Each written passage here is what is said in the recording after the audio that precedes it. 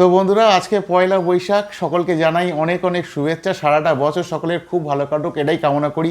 আর সবাই একটু কামনা করো আমারও যেন সারাটা বছর খুব ভালো কাটে। তো সকালবেলা ঘুম থেকে উঠে হাতে সর্ষের তেল মেখে আমি এই বসেছি এঁচড় কাটতে। তো বউ এঁচড় কাটতে পারে না, যার ফলে কি আমাকেই কেটে দিতে হবে। এঁচড়টা এনেছি প্রায় 4-5 দিন হয়ে গেছে, ওই কাটার অভাবে রান্নাটা হচ্ছে না। তো আজকে তো পয়লা বৈশাখ, তো পয়লা বৈশাখের দিন একটু এঁচড় হলে খাবারটা মন্দ হয় না, সেই জন্যই আর কি কাটা। তো দেখি কতটা কি কাটতে পারি। আমি আগে একবার কেটেছিলাম, অনেক আগে একবার কেটেছিলাম, কিন্তু ব্যাপারটা হচ্ছে তখন খুব একটা ভালো হয়নি কাটাটা। তারপরে বছরখানেক আর কাটেনি এঁচড়। এঁচড়টা অনেক দিন এনেছি, তো কিরম একটা যেন হয়ে গেছে। তো দেখা যাক কি হয় না হয়। মুখের কাজটা কিরম একটা হয়ে গেছে।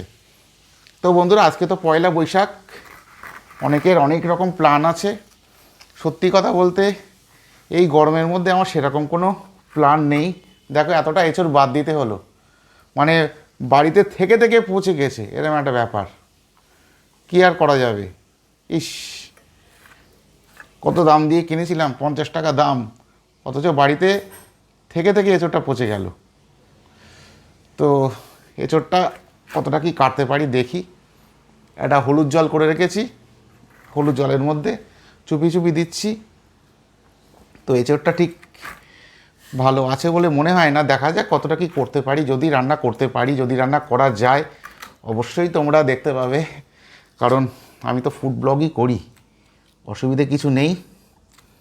তো এঁচড়টা ফালি করেই মনটা কিরম খারাপ হয়ে গেল। এঁচড়টা কিরম একটা নরম টাইপের হয়ে গেছে, কি হবে তা কি জানি, দেখা যাক। তো বন্ধুরা, কাটতে থাকি আমি এঁচড়।